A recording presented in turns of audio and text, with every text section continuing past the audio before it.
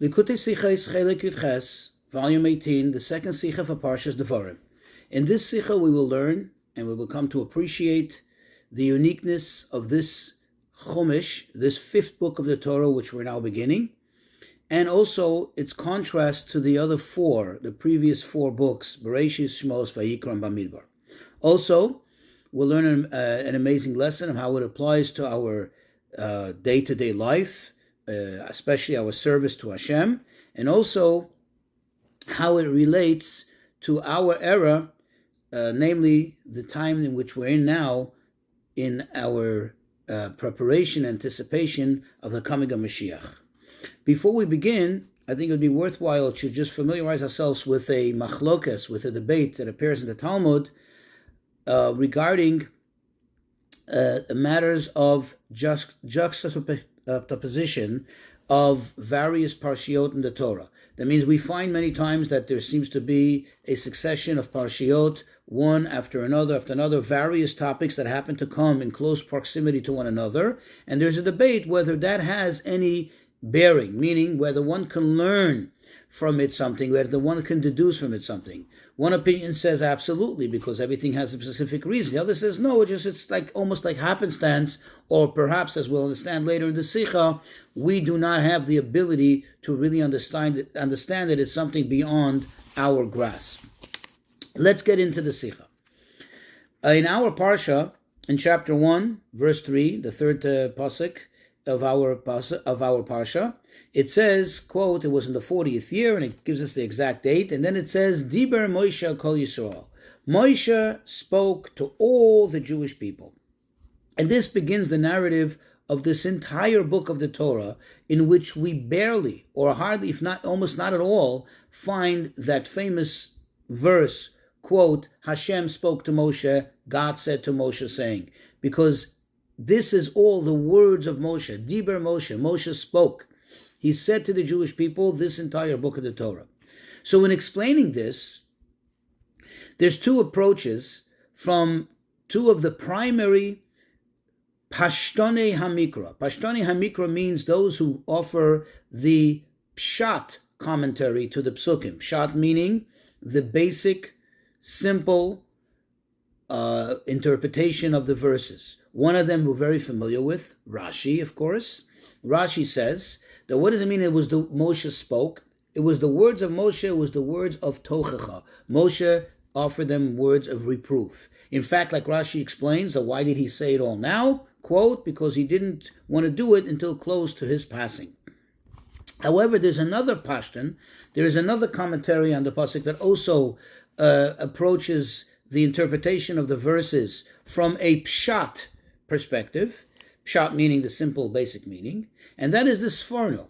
And the Sforno says that what is this book all about? This book is all about where Hechzir Lahem is Kol HaTorah Kula Ad Heina Bichlal, that he went over the entire Torah. Moshe basically repeated everything that's been taught, everything that's been experienced until now. Now it's obvious, says the Rebbe, that these two interpretations, these two commentaries are not in contradiction to one another, because really you cannot argue with a fact. If you look in the entire book, that is the fifth book of the Torah, you will find throughout that there are both. There are many points of reproof, and then there is also many points of repetition, going over, reminding them what they saw, what they experienced, what they learned in the past 40 years. So it's not a matter of arguing with the fact. You can't argue with the fact. Rather, this Chumash, this book of the Torah, contains both. It's just that the difference between Rashi and the Sforno is which of these two is the main gist of this book, is the main point of this book. Rashi says it's this, and the Sforno says it's that. But as far as, says the Rebbe, as far as we're concerned, what we can say is that because it says, quote, Diber Moshe, Moshe spoke, he spoke all of these words, that means in this entire book, we have both of these aspects. We have, from the one hand, we have that idea, the aspect of reproof, whatever that means. And then we have the aspect of the repetition of the Torah, meaning coming as something which has already been said before, and it's being said over again. In order to understand this, says the Rebbe, let's first take a moment to really appreciate the essence, the point of this fifth book of the Torah. So we'll begin with the Talmud. The Talmud says that the difference between the four first books of the Torah and the latter one is that the four books of the Torah, mipi hagvura amoran, Moshe said it, quote, directly from the mouth of Hashem. That means he said it directly from Hashem. Versus the fifth book of the Torah, the book of Devarim, says the Talmud, Moshe mipi atzmo amoram. Moshe said it from himself, so to speak. Now, of course, says the Rabbi, we can understand that we cannot, God forbid, say that Moshe said it literally on his own from himself. Because in that case, then it's not divine. How is it part of the five books of the Torah? But rather he says, like Rashi emphasizes over there in the Talmud, that it's like he said it from himself, meaning Hashem said it to him first, and then later Moshe repeated it verbatim as it was told to him. Or to put it in better perspective, like Tosfos, the commentary, another commentary on the Talmud, points out, he says that this was done al pi ruach hakodesh, by divine spirit. That means Moshe was divinely charged to say those words. So it looks like it's coming from him, but it's really coming from divine. And where do we see an example for this? And we actually recite it every day in the Shema. In the second paragraph of Shema, what do we say? We say, V'nasati esev b'sadach livamtecha. I will give the feed for your animals, and I will make it rain, and so on. I will give rain. Who said those words? That appears in this book of the Torah. Moshe said those words. Is Moshe the one who provides rain? No. Obviously, what Moshe was saying was Hashem's words. He was speaking, so to speak, for Hashem. So the question then becomes, if that's the case, so there is really no difference between the first four books and the fifth book of the Torah. It seems that there is no difference whatsoever, because the Talmud makes a distinction, but here the way we explain it, there doesn't seem to be a distinction.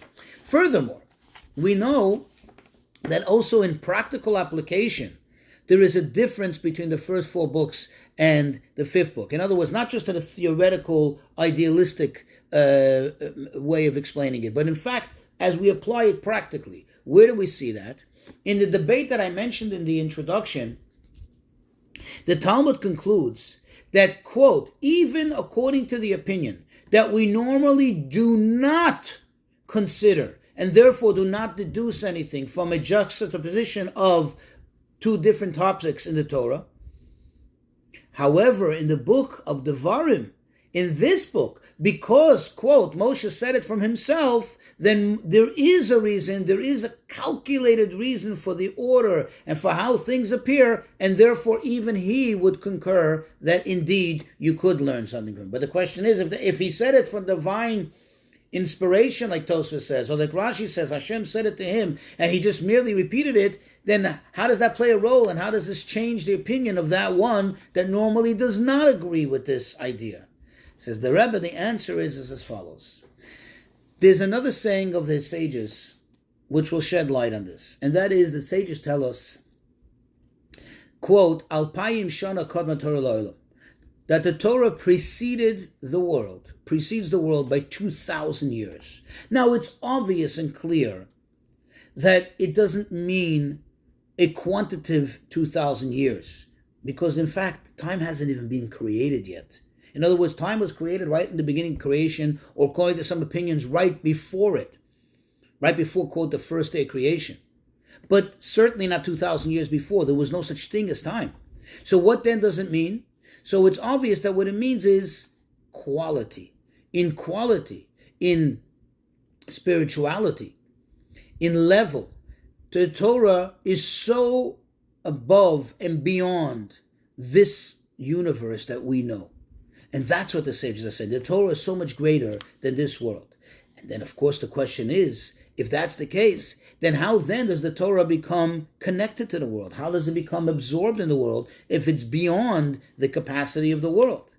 The answer for that is, just like in the case whenever you have either two opposites or two dynamics that are totally separate from one another, what do? You have a third agent, which is able to connect and bring the two together.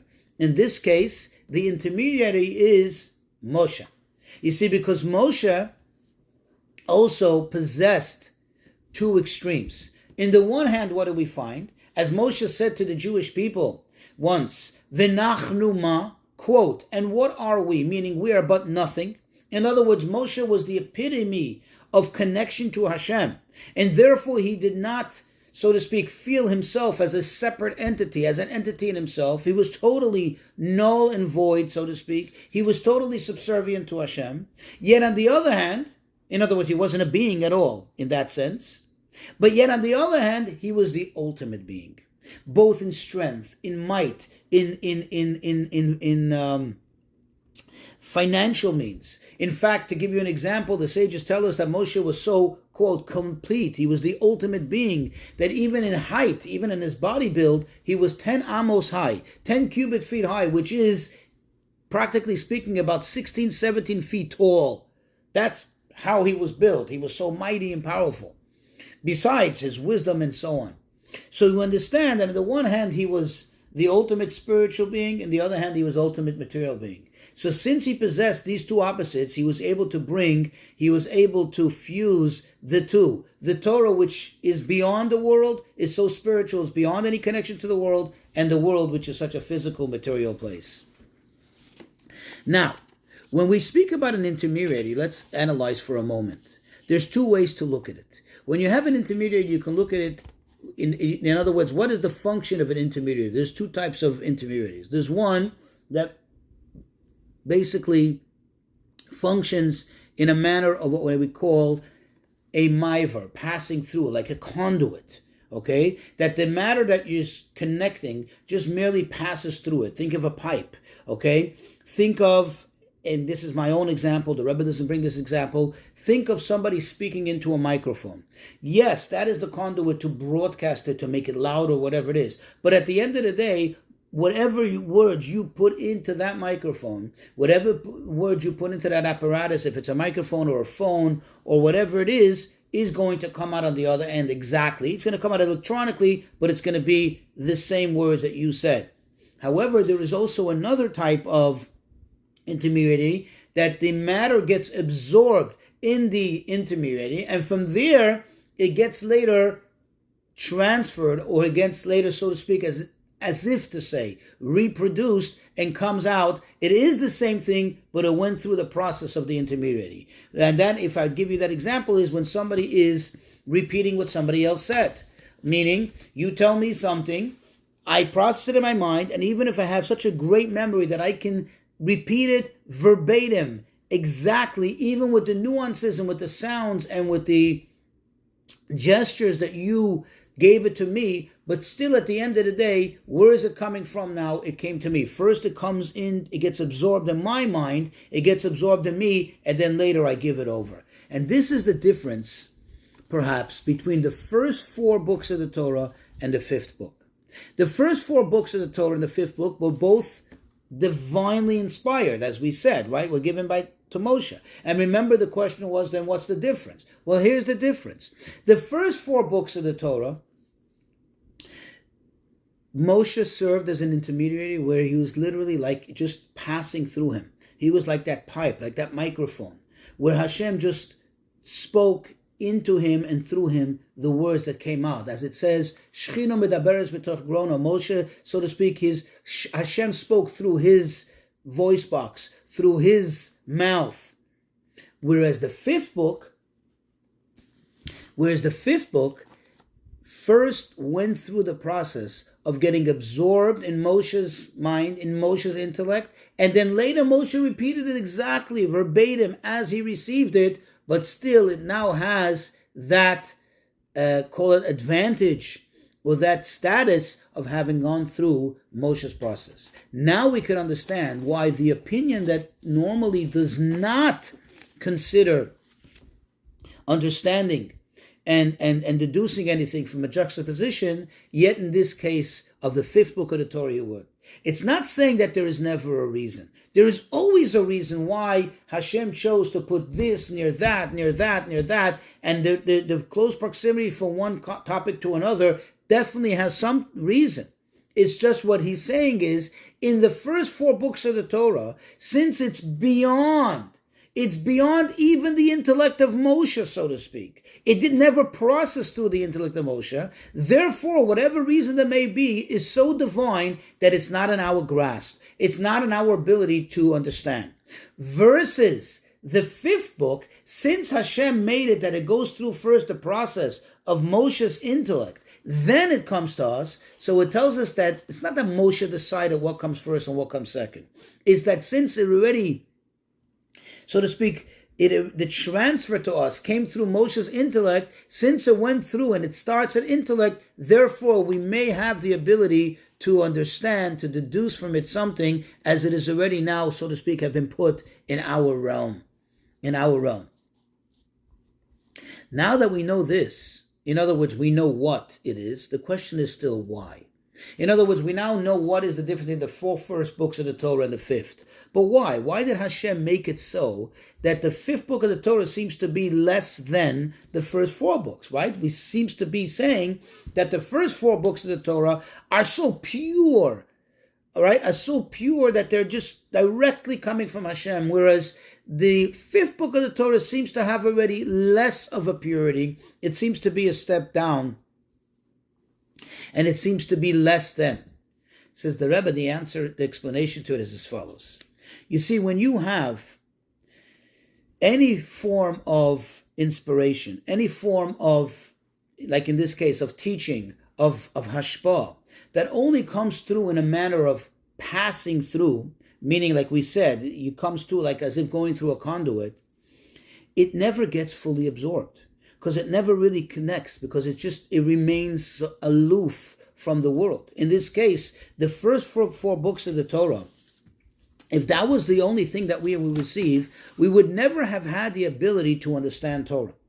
In other words, it would have been abstract. It would have been beyond our grasp, our reach. However, once Hashem gave us at least part of the Torah in such a manner that it comes through first an absorption, albeit in someone as great as Moshe, but still, he's a human being at the end of the day. As great as he was, as spiritual as he was still a human being. Once that process came through him, it now creates the ability that the entire Torah could be understood, even the first 4 books, which initially have been transmitted to us in a manner of abstractness, right, which it didn't get absorbed. It was just kind of aloof and superficial.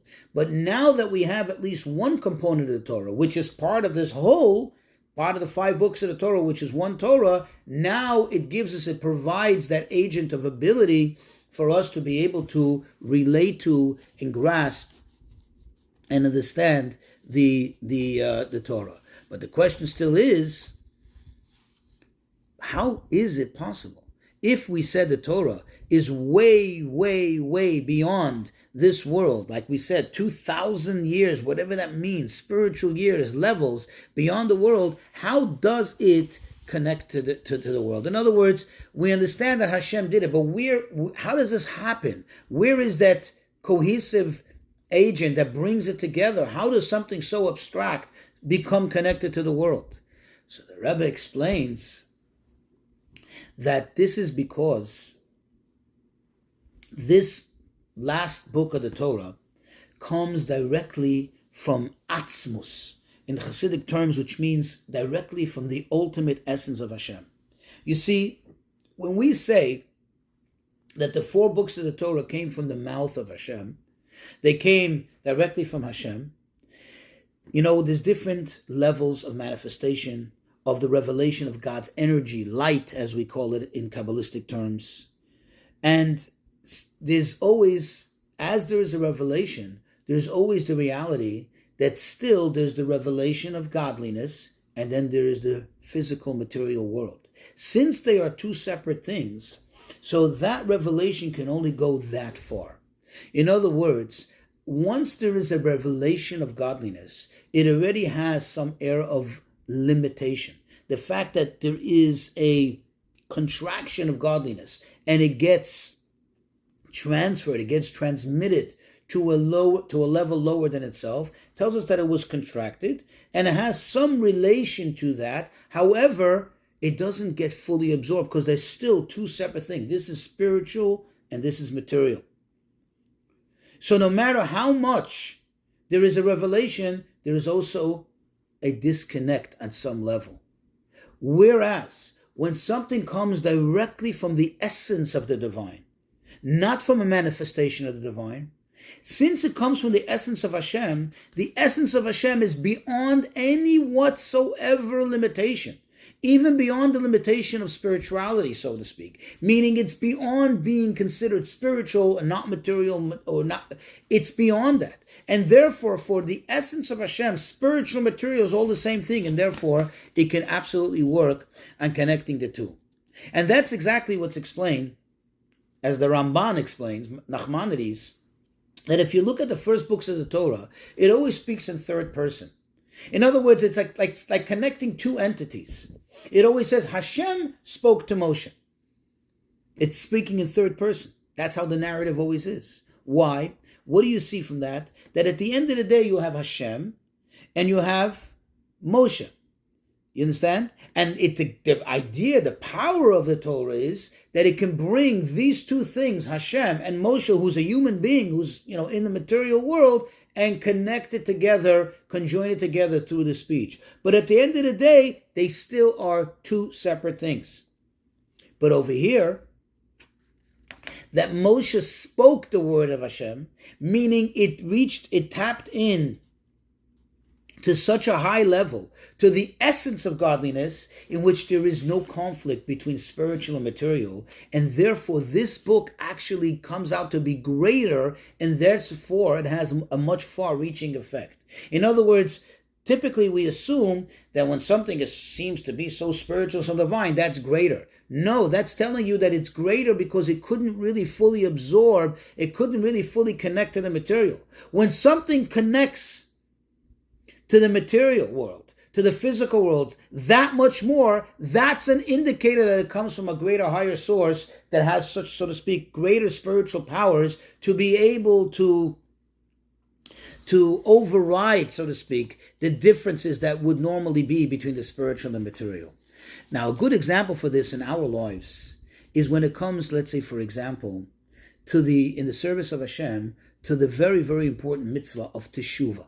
What is teshuvah? Somebody went astray. Somebody was very distant from Hashem. And suddenly they have an awakening. They have a great arousal to get connected to Hashem. And that triggers in them a deep sense of remorse for the past and a deep desire to get with the program and to become so connected to Hashem. And in fact, we know that a Baal Tshuva is even greater than a tzaddik. Now, where does this come from? Well, it seems, and it looks like, and so it is, that it comes from the person. The trigger, that inspiration has to come from the person. It cannot come from all these various spiritual levels because he's not getting any spiritual inspiration because he's distant from Hashem. He is disconnected from Hashem all this time. So it's coming from the person.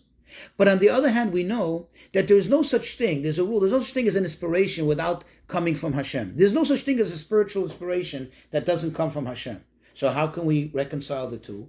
The answer is exactly what we said with the fifth book. On the one hand, it seems to come from the person. It looks like it's coming from the person. But on the other hand, deep, deep, deep down, how was this person able to get an inspiration? How was he able to get a subliminal trigger to even have this inspiration that looks to be on his own? Because it came from such a high level, from what we call the concealed essence of Hashem. That's the Kabbalistic term. From there is no protocol, so to speak. There is no order of sequence of levels and so on that it has to go through and manifest itself. This breaks through all barriers. And likewise, there's something very, very interesting that applies to our time. And this can help us understand the connection between the two. Remember we said the two different opinions of what this book of the Torah is all about. Here's we see how they come together. The idea of tochacha, the idea of reproof, is all about triggering a tshuva in somebody. And the other hand, the idea of repetition, where it's being said over, which it seems to be being said over as if he's saying it from himself, is the aspect of it looks like the person himself is doing it. So it's coming from Hashem, but it's so hidden that it looks like it's coming from the person. Now we'll go to something that applies to our days, to our times, when we're preparing for Mashiach, and we have the revelation of Chassidus. We have the revelation of the Chassidic teachings, and most specifically, Chassidus Chabad. Chabad, which is founded on and elaborately pushes the idea and the point of absorbing it and becoming one with our intellect, our understanding, our wisdom. Meaning that the person has to connect with it. The person has to understand it, even on a human level. So from that perspective, it may seem like that it's something less than, because it kind of like descends to us. It becomes part of us. And this is our preparation for Mashiach.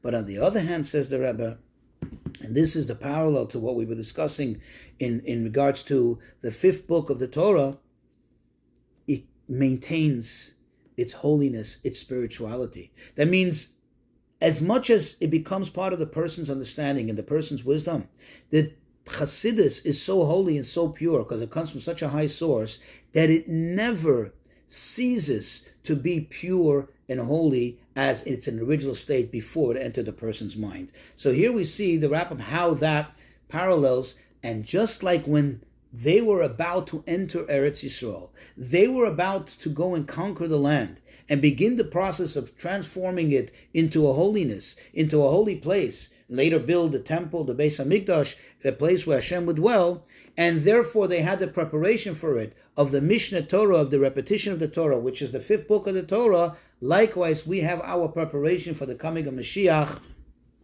which is the study of Chassidus, which is parallel to that, has the same basic aspects.